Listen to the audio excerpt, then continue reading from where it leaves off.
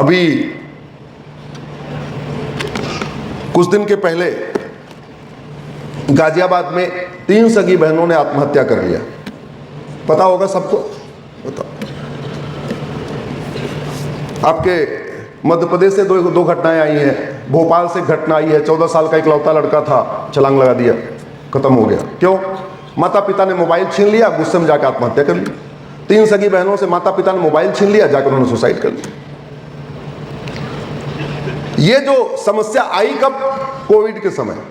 Covid के समय phone देना मजबूरी हो गई, फोन से पढ़ाई शुरू हुई, फोन बच्चों को दिया गया और वो फोन अब परिणाम दिखाई दे रहा है 4 साल के बाद, कोविड जाने के बाद, कि लोग मोबाइल के एडिक्ट हो गए हैं, ऑनलाइन गेम के एडिक्ट हो चुके हैं।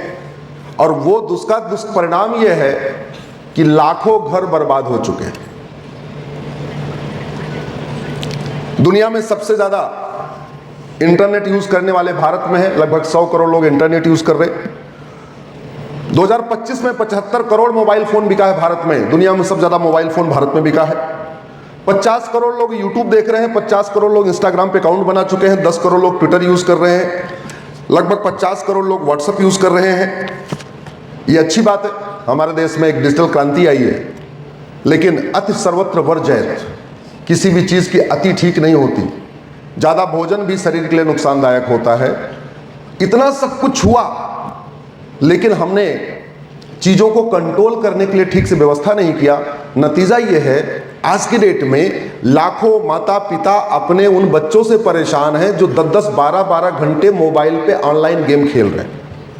लाखों बहन बेटियां अपने पतियों से परेशान हैं जो सारा काम धाम छोड़ के दिन भर केवल और केवल रील देख रहे हैं। लाखों बच्चे अपने बाप से परेशान हैं, वो काम धाम छोड़ के केवल और केवल मोबाइल देख रहे हैं।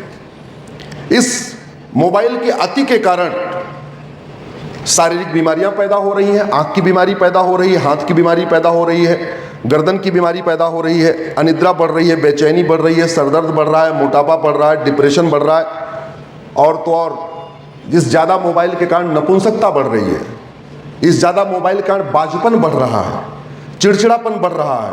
इतनी समस्याएं बढ़ रही हैं, लेकिन इसको कंट्रोल करने के लिए आज तक इस पर चर्चा नहीं हुई।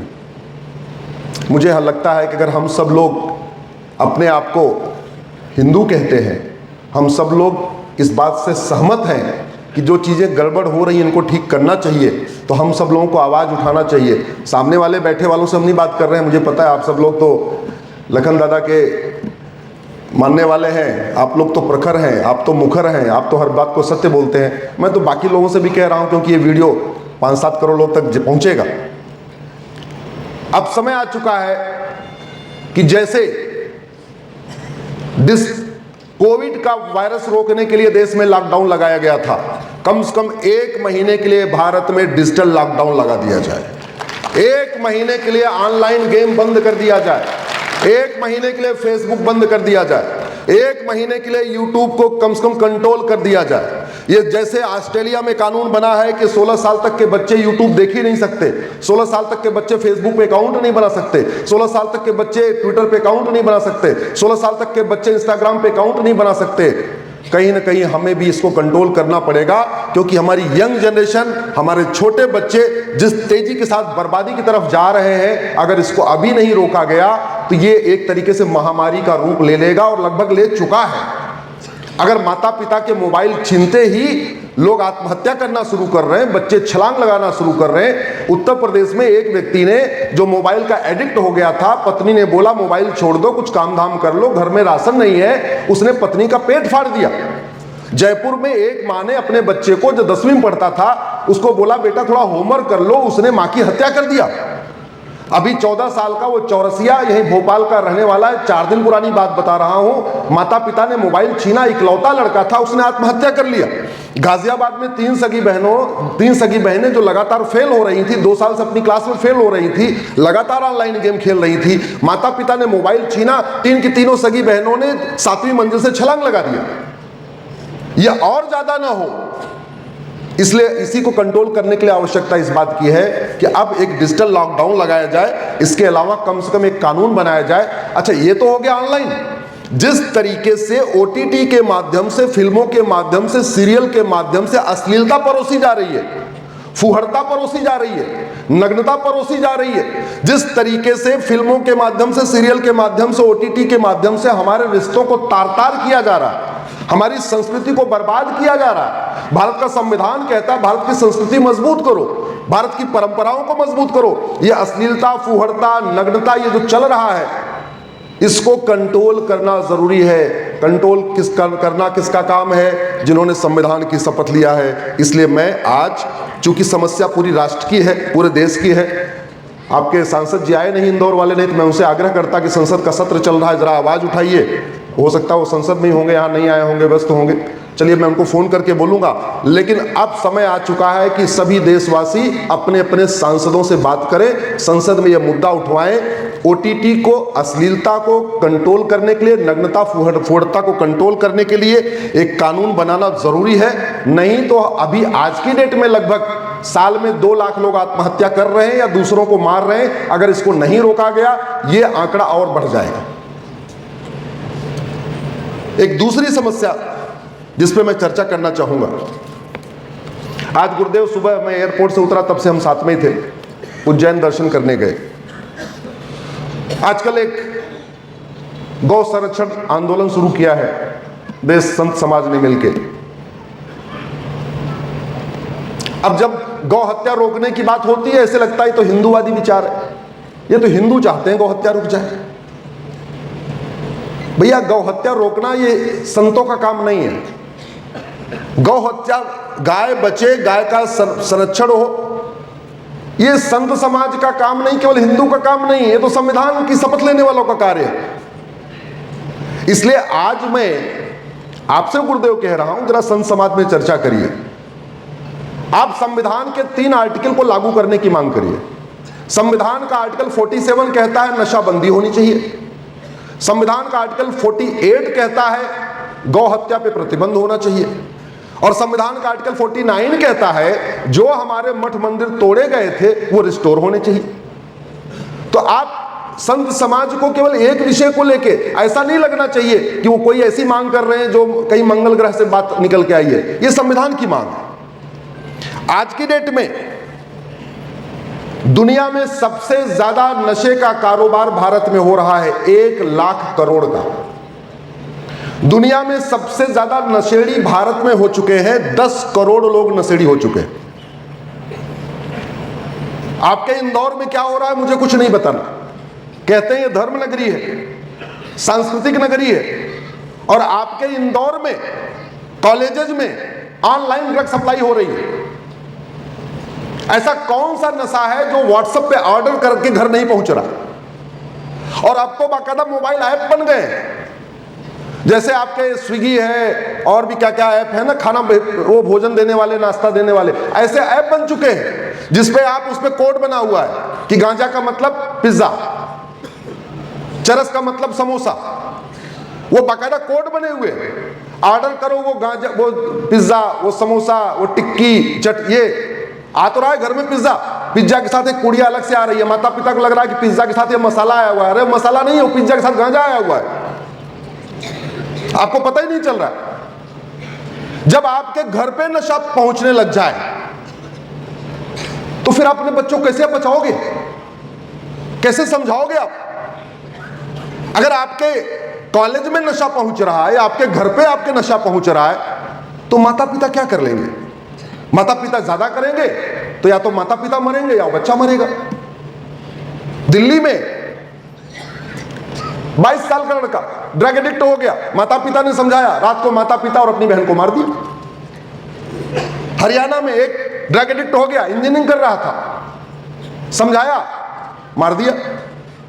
भारत में साल में 2 लाख लोग अकाल मौत मर रहे हैं इस नशे के कारण। नशेड़ी खुद भी मर रहे हैं, माता पिता को भी मार रहे हैं। नशेड़ी गाड़ियों से कुचल कुचल के मार रहे हैं। नशेड़ी 2-2 साल की बच्चियों का बलात्कार करके गला घोंट रहे हैं। कौन बचाएगा इनको? आखिर सिंगापुर में नशा क्यों नहीं है? दुनिया के कई देश हैं जहां नशे का नामो निशान नहीं है, भारत में नशा बिक रहा है। समाज जाग के क्या करेगा? समाज को पता है नशा नहीं होनी चाहिए। हम तो कह रहे हैं अश्लीलता फुहड़ता का हम खिलाफ है, लेकिन मेरे घर में अश्लीलता फुहड़ता मोबाइल में पहुंचा हुआ है। हम तो चाह रहे हैं कि नशा नहीं होना चाहिए, लेकिन सिस्टम ऐसा हो चुका है कि बच्चा तो मेरा कॉलेज जाएगा ना, मेरा बच्चा तो यूनिवर्सिटी जाएगा। अगर एक वहां एडिक्ट है तो दूसरों को एडिक्ट करेगा। नोएडा का बड़ा फेमस कॉलेज है, वहां पे इकलौती लड़की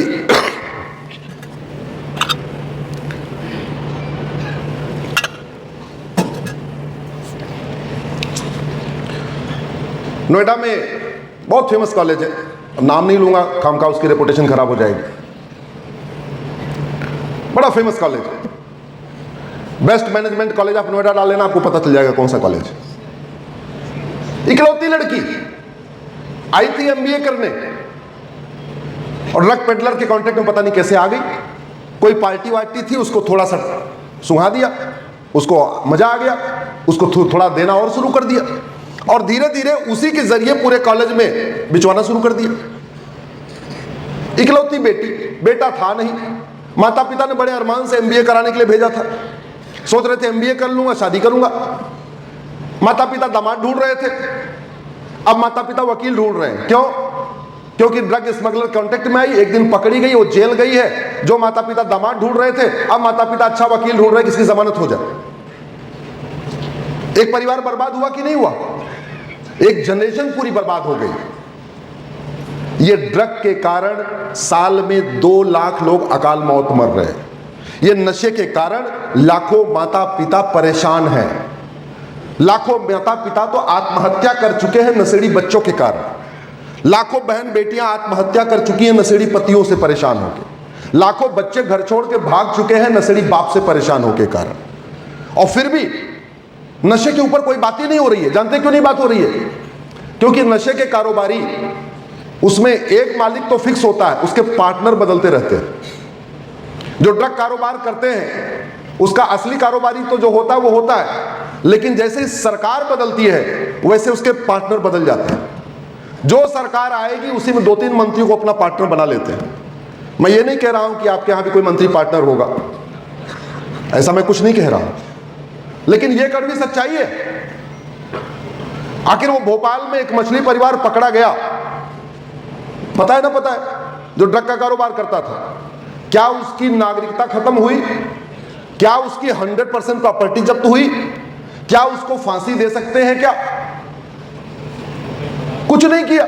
1000 करोड़ का नशे का कारोबार कर दिया, अगर उसकी 5 करोड़ की प्रॉपर्टी जब्त कर लिया तो फर्क क्या पड़ता भैया? क्या फर्क पड़ता?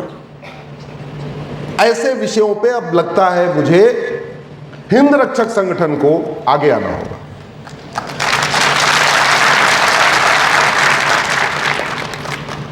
और इंदौर की जिम्मेदारी बहन जी संभाल रही है। मैं तो चाहता हूं इंदौर से एक 200 किलोमीटर की रस्सी पकड़ो और उसको घुमाओ चारों तरफ, और इंदौर के 200 किलोमीटर की एरिया में एकलव्य गौड़ की गाड़ी घूमते रहनी चाहिए।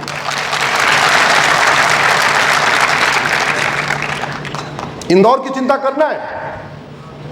और एक बात मैं आपको बता दूं, मैं 100 एकलव्य ढूंढ रहा हूं।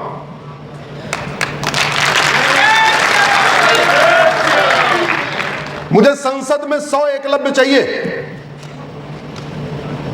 एक मिल गया।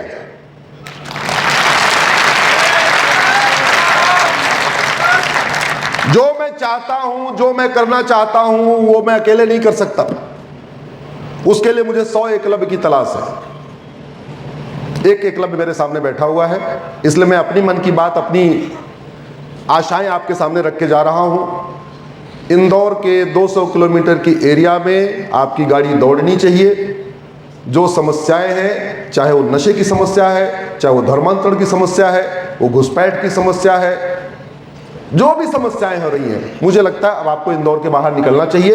पिताजी भी खुश होंगे, समाज का भी भला होगा, और मुझे लगता है कि जो जिस सपने को रख के वो हिंद रक्षक संगठन की स्थापना करके गए थे, उसका भी, उनका जो सपना था वो भी पूरा हो पाएगा।